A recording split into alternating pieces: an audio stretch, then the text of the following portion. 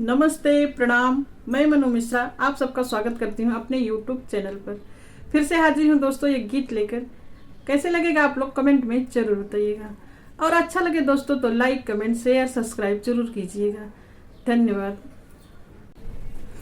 बालू रेत का डगरिया चलब कैसे, बालू रेत की डगरिया डोलब कैसे, डोलब कैसे हो चलब कैसे, बालू रेत का डगरिया चलब कैसे। सासू ननद मिली रोटी बेल भेजे, सासू ननद मिली रोटी बेल भेजे, रोटी बेल भेजे हो रोटी बेल भेजे।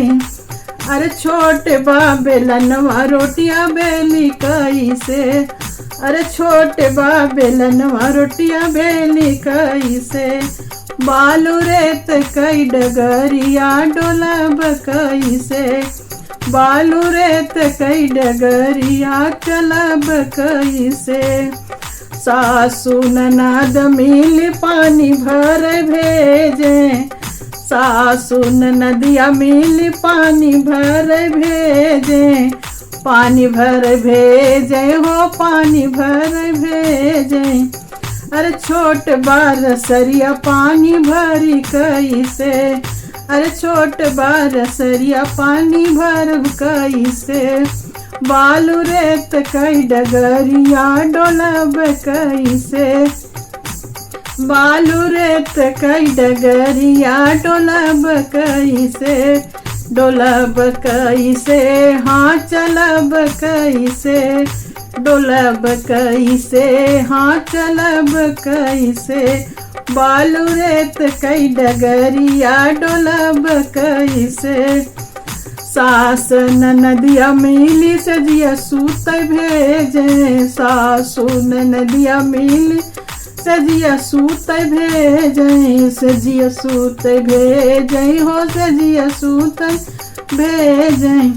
अरे छोटे बाबल मुआ संगवा सूती कैसे, अरे छोटे बाबल मुआ संगवा सूती कैसे, अरे लड़का बाबल मुआ संग में सूती कैसे, अरे नादान बाबल मुआ संग में सूती कैसे, बालू रेत का डगरिया डोलब कैसे, बालू रेत का डगरिया चलब कैसे, चलब कैसे हाँ डोलब कैसे, चलब कैसे हाँ डोलब कैसे, बालू रेत का डगरिया चलब कैसे, बालू रेत का डगरिया डोलब कैसे, बालू रेत की डगरिया डोलब कैसे। सासू ननद मिली साड़ी पहिरावे, साड़ी पहिरावे हो साड़ी पहिरावे।